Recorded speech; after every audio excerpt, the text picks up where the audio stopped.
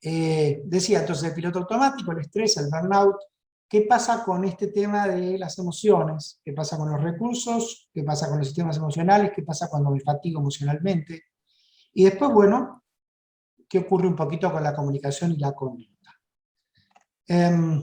Y básicamente empiezo con esta frase que no sé si alguien sabe quién la dijo, es un aforismo, pero la verdad es que yo no pude encontrar quién la dijo. Por ahí busqué mal, ¿no? O por ahí está formulada diferente, pero esta frase a mí me resuena mucho, porque dice, no se puede ayudar a quien no se quiere ayudar a sí mismo. Lo cual es una gran verdad, es una gran verdad. O sea, que yo esto lo entiendo de esta manera.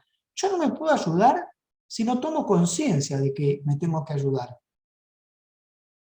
O sea que siempre este tipo de situaciones o este tipo de aforismos, mejor dicho, siempre nos remiten un poco a la conciencia, a esa función tan importante de la conciencia, ¿no? De decir, bueno, ¿cómo estoy? ¿Cómo me siento? ¿Qué necesito? ¿Qué quiero modificar o qué no? ¿No es cierto? Y esto tiene que ver, de alguna manera, con esta situación, ¿no? De que habitualmente estamos en esa zona roja, que es la zona de confort, en donde todo está relajado, me siento seguro, cómodo, y no me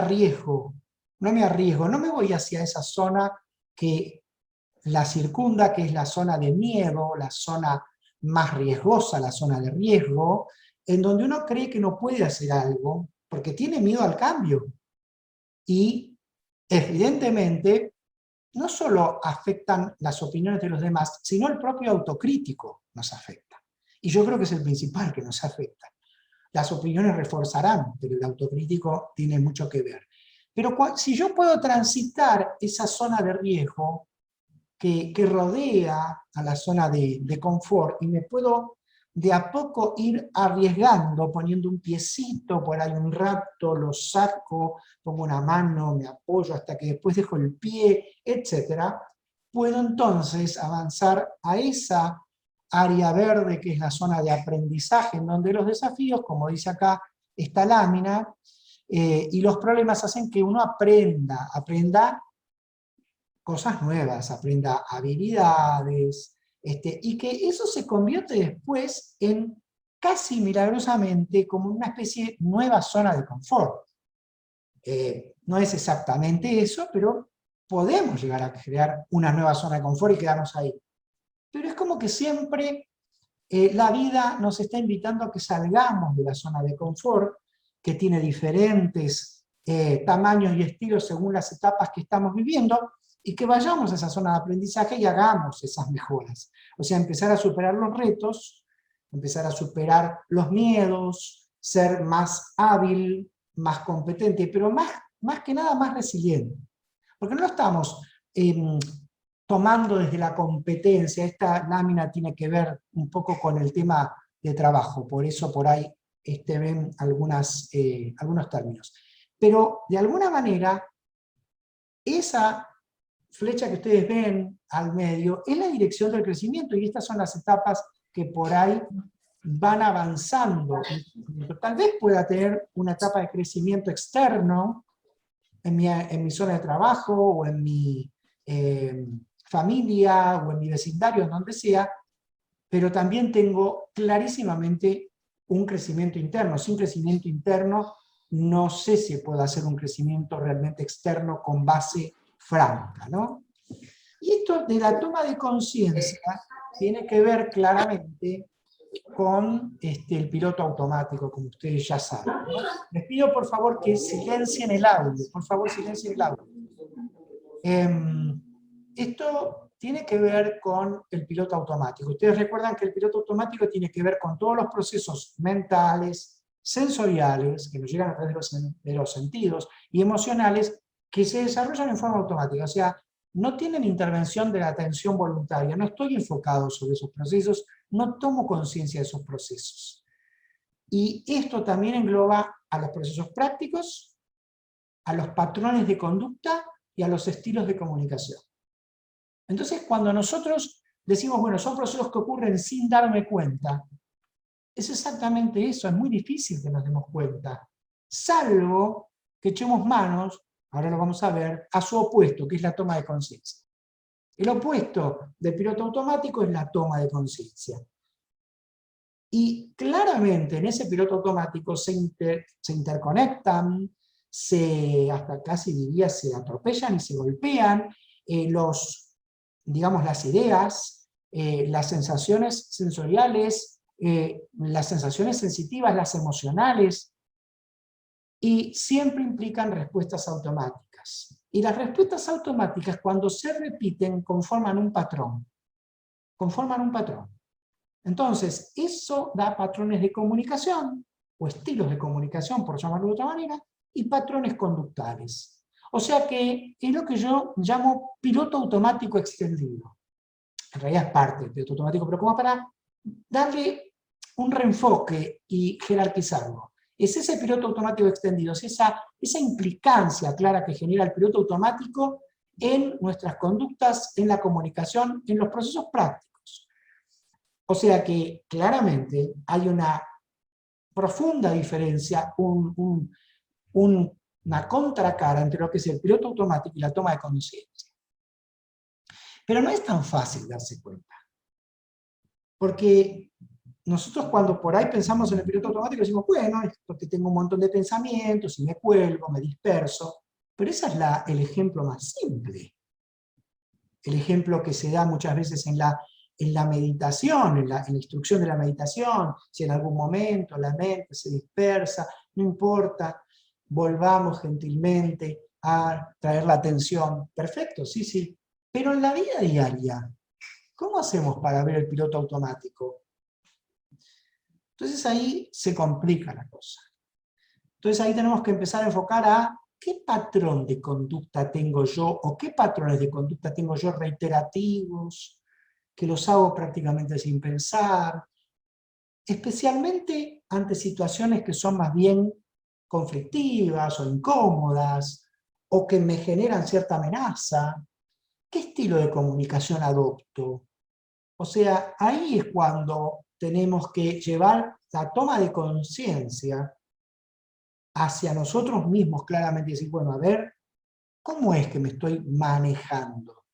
Y ahí es cuando empezamos a detectar todo el resto del abanico del piloto automático, ese piloto automático extendido. O sea, es cuando empezamos a registrar qué pasa con los pensamientos, las emociones, las sensaciones y digamos, su importancia en cuanto a la influencia en las conductas y en los estilos de comunicación. O sea que esto del piloto automático, ustedes saben que se relaciona con que la mente va emitiendo juicios, toma decisiones, pero en forma rápida y automática. Esa es fracción de segundos.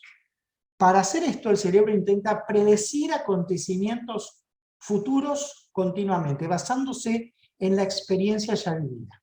Es una función habitual de la mente. O sea, la mente oscila entre los contenidos mnésicos, o sea, los contenidos de memoria del pasado, que se basan principalmente en la impronta emocional del pasado, el impacto, e hipótesis cognitivas posibles del futuro. Y estamos siempre ahí, ¿eh? Es como un frontón que va y viene, pim, pum, pim, pum, pim, pum, y vamos entre los contenidos mnésicos, las hipótesis cognitivas, pum, contenidos mnésicos, hipótesis cognitivas, y así, permanentemente. Y eso pasa por detrás nuestro, de nuestra vista, por decirlo metafóricamente, y tenemos que estar un poco atentos a esto. Entonces, es una buena práctica también, así como registramos los órganos, que es una práctica muy buena, también por ahí dedicar un pequeño espacio a registrar la conducta. O cuando nos acordamos de algo, tratar de registrar la conducta que hemos tenido. Todos sabemos en dónde tenemos conductas un poquito más, que nos sentimos más incómodos o nos sentimos más reactivos, o qué pasa con el estilo de comunicación en tal circunstancia o en tal situación, o con tal persona. Esto ocurre. Y esto nos ocurre como seres humanos, no es ninguna vergüenza, nos pasa a todos. Ninguno de nosotros somos Buda. Es así, entonces es bueno saberlo, es bueno tenerlo en cuenta, y es bueno tratar de tomar conciencia sobre esto. A eso me refiero con extender la conciencia del piloto automático. Ustedes recuerdan que nosotros, cuando hablábamos de estrés, lo relacionábamos al piloto automático, porque el piloto automático tiene un gran componente rumiativo, o sea, las ideas, los pensamientos se rumian, van dando vuelta y se entrelazan con las sensaciones, las emociones, y todo eso genera un ovillo, como si fuera una madeja de lana, en donde ya no sabemos ni en dónde está el cabo, ¿no? No sabemos dónde está el hilo para poder desenlazarlo. Pero el tema es que todo eso genera no solo una respuesta fisiológica, como se decía al comienzo, como decía el doctor Celi, en donde estudiaba qué impacto tenía el estrés agudo. Entonces medía hormonas, algunos químicos, respuestas del animal, etc. Actualmente sabemos que es mucho más, que el estrés es una respuesta fisiológica, mental y emocional, que por supuesto está causada por la percepción, o sea, cómo capto la sensación de amenaza, y que está mediada en lo fisiológico por hormonas y también sustancias químicas que están en el torrente sanguíneo y también neuroquímicos, la adrenalina, el cortisol, sabemos que hay varios. Pero en lo mental también refuerza la ideación y rumiación, refuerza la ideación de pensamientos inflamatorios. Y en lo emocional también refuerza el ir y venir entre las sensaciones y emociones junto con esa ideación aflictivas. O sea, también refuerza las emociones y sensaciones inflamatorias, podríamos llamar. Y la amenaza produce miedo, produce incertidumbre, angustia, ansiedad, o sea, esa sensación de amenaza me genera emociones claras, que por ahí no las veo muy claramente en un comienzo, por ahí las veo retrospectivamente después de que pasó la amenaza o que yo siento que la amenaza ya pasó, pero están, y tienen que ver con todo este disparo fisiológico, mental, emocional.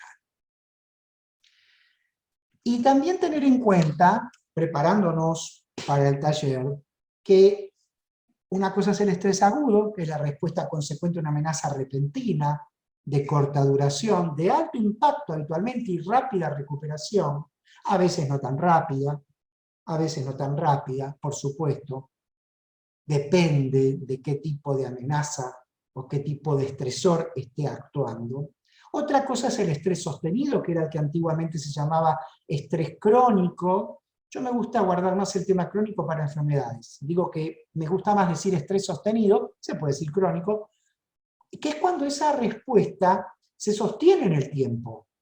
Entonces eso es lo que induce también respuestas, cambios tisulares y celulares, como veíamos en alguna de las charlas. Este estrés sostenido, esta catarata de pensamientos y emociones inflamatorias disparan un montón de químicos que cambian el metabolismo celular, que generan el cambio de la expresión genética en el núcleo celular, que generan cambios en un tejido, esa es lo que queremos decir con tisular, y bueno, todo eso va cambiando y nos va alterando. Y nos ayuda, por decirlo de alguna manera, a que tengamos oscilaciones de la inmunidad, tengamos muchas veces mucho más reacciones inmunológicas asociadas a a una respuesta inflamatoria que puede expresarse de diferentes formas, o sea, nos induce respuestas más cercanas a la enfermedad que al estado de salud.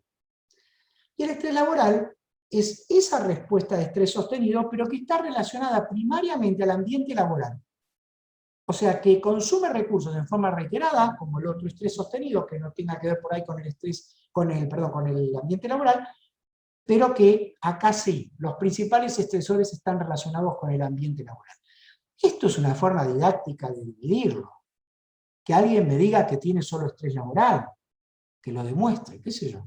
O sea, creo que el estrés sostenido es un conjunto, y cuando uno transita por un estrés sostenido, en implicancias familiares, en amigos, en el trabajo. Por ahí la principal fuente es la laboral, pero seguro que va a tener repercusiones en otros ámbitos y internamente. O sea que esto es simplemente una forma de, digamos, dividirlo como para que se entienda. Esto es un gráfico que muestra el nivel de tensión emocional y en las abscisas el incremento de los niveles de tensión. Entonces hay una pendiente A, que ustedes ven ahí, que es la tensión saludable, donde, bueno, tengo desafíos, los enfrento, los afronto, mejor dicho, los voy transitando y los voy logrando, esos desafíos los voy transitando. Pero puedo llegar a una tensión límite, que sería la pendiente B, en donde ya empiezo a sobrecargarme y ya es como que llego al punto más de tensión en donde ya no es tan saludable, ya me empieza a generar una repercusión. Y puedo pasar a la pendiente C, en donde ya empiezo a fatigarme emocionalmente, porque no les quepa la menor duda. El eje principal del estrés pasa por lo emocional. El eje principal del estrés pasa por lo emocional, y la fatiga emocional, el vaivén emocional, el torbellino emocional que se produce, es lo que genera el resto de todos los síntomas. Es lo que genera el agotamiento físico, el agotamiento mental, el agotamiento comunicacional, la conducta reactiva, etc.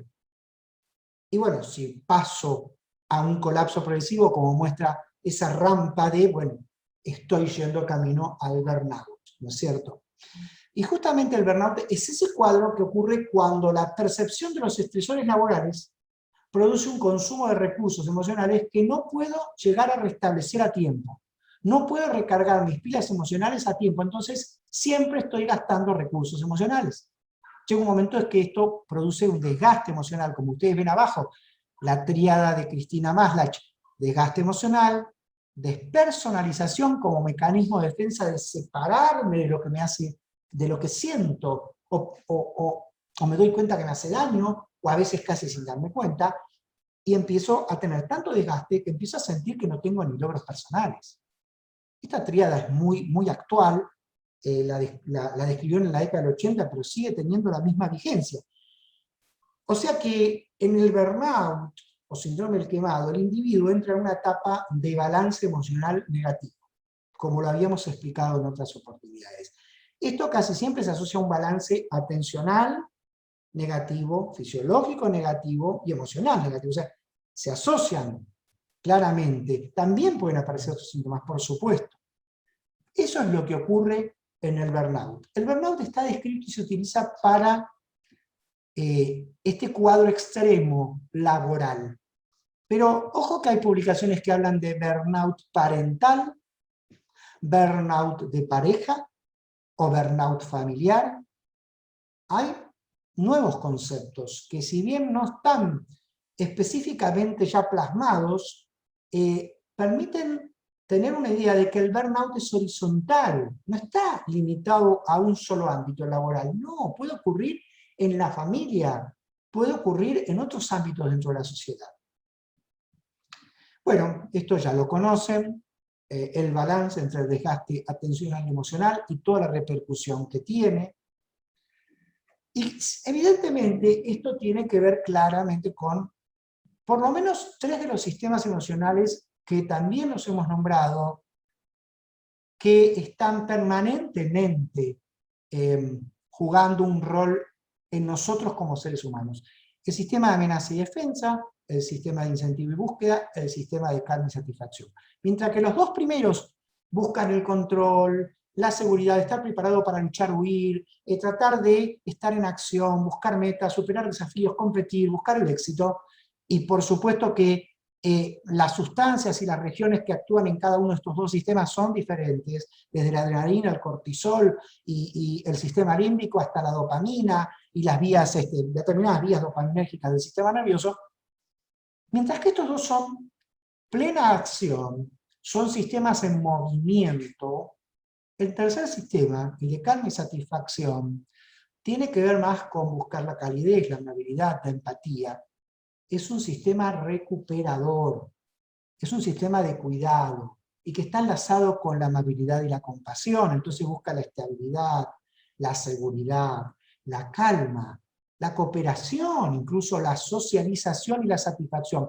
Y claramente tiene otras sustancias que entran en juego, la acetilcolina, la oxitocina, las endorfinas, y tiene que ver con dos regiones claras, como son la neurohipófisis, la parte posterior de la hipófisis, y el núcleo ventral vagal. También se había charlado de esto, Patricia nos había comentado, lo va a extender cuando termine el taller en una reunión que va a ser solo sobre teoría polivagal, así que ahí vamos a aprender mucho. Pero solo para poder recordar, ¿no? Estos tres sistemas. Hay algunos otros sistemas emocionales en el ser humano, pero estos tres son los que más se han investigado en la última década.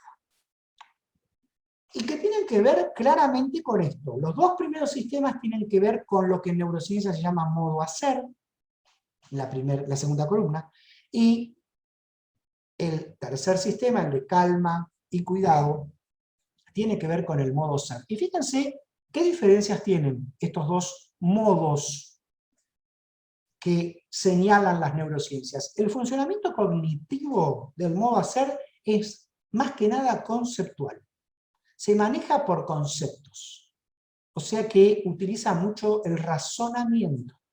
En vez, el modo ser es más experiencial, se maneja más por el sentir.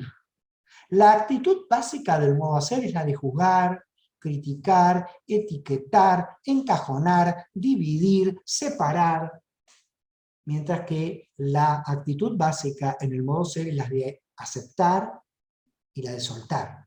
Suelto y acepto. El objetivo primario del modo hacer es evaluar el malestar, es evaluar la actividad, evaluar las metas. En vez, el modo ser, el objetivo primario es abrirse a la experiencia, con curiosidad, centrado en el presente. La mente, en el modo hacer, está en modo automático. Está en modo automático. Y en modo automático consume recursos permanentemente. Es como que yo tenga un motor regulando. Así, bueno, deja el motor regulando del auto todo el día, bárbaro, después fíjate el tanque nafta, te quedaste con la mitad del tanque, porque aunque esté regulando te consume nafta. En vez, en el modo ser, el modo es atencional, es un modo consciente, es diferente. La voluntad, en el modo hacer, está en automático, es un proceso automático, está dentro de ese modo automático. En vez, la voluntad en el modo ser es un proceso intencional. Estoy dirigiendo mi voluntad, mi atención, mi conciencia hacia determinados objetivos. La orientación en el tiempo, en el modo hacer, es hacia el pasado y el futuro, como decíamos hace un rato.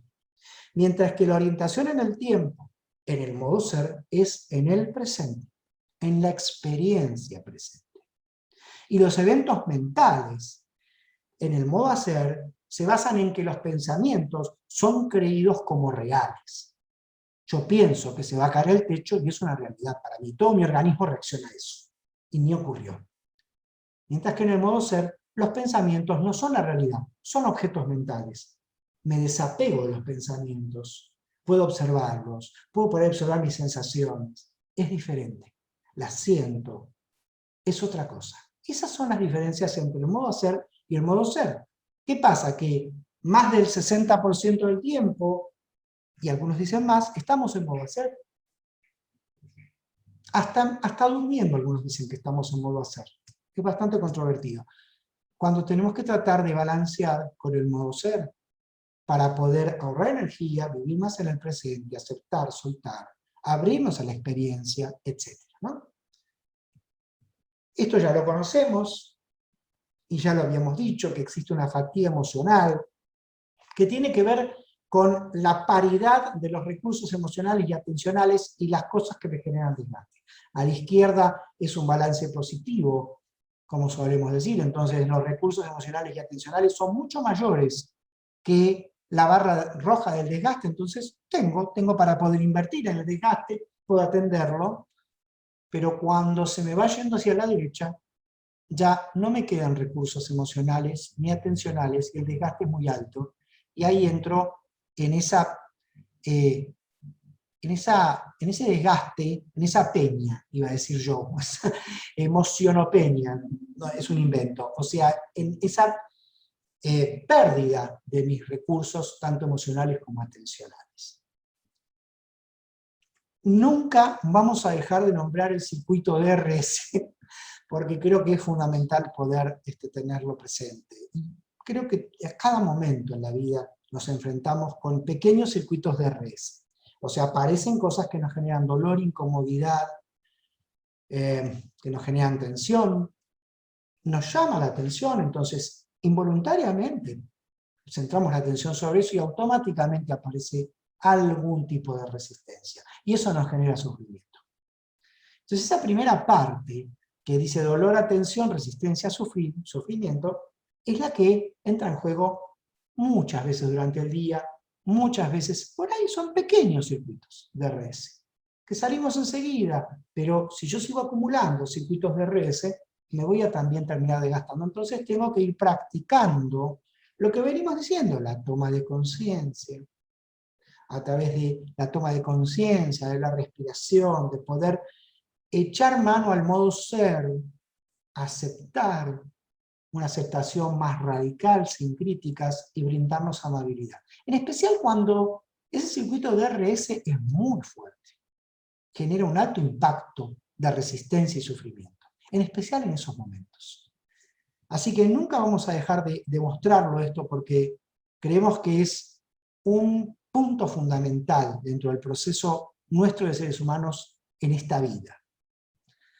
Y evidentemente, si nosotros entramos en ese circuito de la parte superior, dolor, atención, resistencia, sufrimiento, o sea que tenemos falta de atención plena, falta de toma de conciencia, de enfocar mi atención, esto, por lo menos, en lo que hace al equipo de salud, trasládenlo al equipo docente, al equipo de psicopedagogía, etc., hace que entonces pueda implicar pueda generar alteraciones en mi actividad asistencial, pueda generar también errores o alteraciones en mi actividad académica, en las dos. En la relación de trabajo en grupo, en la comunicación con mis pares y con el paciente y su familia, y también en el autocuidado. Todo esto está perfectamente estudiado, se sabe que esto ocurre. Si yo no puedo empezar a parar, a tomar conciencia, a tomar un respiro, una pausa, termino entonces con estas derivaciones, complicándome cada vez más. Y vamos a ir cerrando con el tema de la comunicación y la conducta. Y ya dijimos la otra vez, ¿cómo está la comunicación actualmente? Cada vez es más indirecta, cada vez es más fragmentada, más inconexa, incluso con códigos diferentes, porque por ahí una persona dice una cosa y quiso decir esto y el otro entiende otra, más que nada por todo lo que son las pantallas, o mejor dicho, no las pantallas, las redes sociales y los mensajeros instantáneos. Creo que eso fue algo que aceleró el deterioro del estilo comunicativo en la sociedad. Y entonces volvemos nuevamente a decir, bueno, la comunicación consciente es escuchar, hablar y usar la comunicación no verbal, pero con amabilidad, con atención, prestando atención a la otra persona, también tomando conciencia de mí mismo y del otro, esa conciencia extendida, tomando conciencia social, que también es importante, por ahí del contexto, y acompañarlo con conductas adecuadas a cada uno de esos contextos y cada una de esas situaciones. Eso es lo más importante como para resumir comunicación y conducta. Pero acá hay que afilar mucho la toma de conciencia, porque todos tenemos errores en esto. Todos, por supuesto, somos seres humanos y estamos acá para aprender. Y aprendemos a ensayo y error. Pero si no tomamos conciencia, no vamos a poder ver los errores o lo que nosotros consideramos que puedan ser errores. En mi estilo de comunicación, y en mis conductas. O sea, no sirve de nada seguir con los mismos patrones si yo no tomo conciencia. Y eso es algo que es importante y por eso insistimos en esto. Y recordar que la comunicación mindful, no me voy a meter en comunicación no verbal ahora, significa tener conciencia de mí, o sea, ser consciente de mi presencia, de esa presencia extendida que la llamábamos a tener conciencia del otro, resonar con el otro. Resonar con el otro es echar mano a la empatía cognitiva y emocional para estar presente con el otro. O sea, llevar la empatía cognitiva y emocional a ese canal de extensión con el otro. Tener una atención visual enfocada para poder estar sintonizado con la expresión no verbal del otro, con escucha atenta, con aceptación, tratando de no juzgar ni criticar, aunque es muy difícil, y con una apertura y una curiosidad, pero no esa curiosidad de principiantes, esa curiosidad consciente, esa curiosidad buena, benevolente, diría yo, ¿no? Y llegamos al final, que lo vamos a ver más en profundidad en el taller, en esto que nosotros llamamos pausas, no lo llamamos nosotros en forma primaria, sino que lo llaman otros con más experiencia que nosotros, obviamente, que es simplemente transitar, el objetivo de la pausa es transitar un estado incómodo, de tensión, para poder recuperar la estabilidad que sea física, mental y emocional. Entonces, ¿cuándo hacemos pausas? Cuando tenemos incomodidad, cuando tenemos falta de concentración, cuando de repente tomamos conciencia que estamos rumiando mentalmente en forma excesiva, cuando tenemos sensaciones corporales aflictivas, o estado anímico aflictivo, cuando estamos cansados o agotados, cuando de repente nos encontramos en una comunicación que se ha tornado violenta, la otra vez explicamos cómo era. Entonces, estos 8 pasos, que ya los vamos a ver con mucho detalle en el taller. Parar, primero parar, respirar, 1, 2, 3 veces, 4, lo que necesite, la respiración tomando la respiración por la nariz en forma profunda, como hicimos en el ejercicio. Y soltar lentamente, con una expiración un poco más prolongada que la expiración. Centrarme en la conciencia, o sea, llevar la atención, ¿a dónde? A mi cuerpo. Porque si la llevo a la mente, voy a enredarme. La llevo a mi cuerpo, usando mi cuerpo de ancla para serenarme, de ancla para poder tomar conciencia, ver cómo está mi cuerpo, por ahí los puntos de apoyo, por ahí algunas sensaciones que puedan aparecer. Si tienen nombres de sensaciones, bienvenidas, las puedo identificar. No me apego a ellas, sino que acepto que estoy en ese momento así. Y puedo brindarme un poco de compasión también, pero el hecho de aceptar es fundamental. Después vuelvo a respirar y después ya me preparo para terminar este ejercicio y seguir con lo que estaba haciendo o cambiar otra rutina, no interesa, pero con más tranquilidad. Eso es el objetivo de la pausa activa o de la pausa en sí, y estos son los, digamos didácticamente, los pasos que hay que hacer.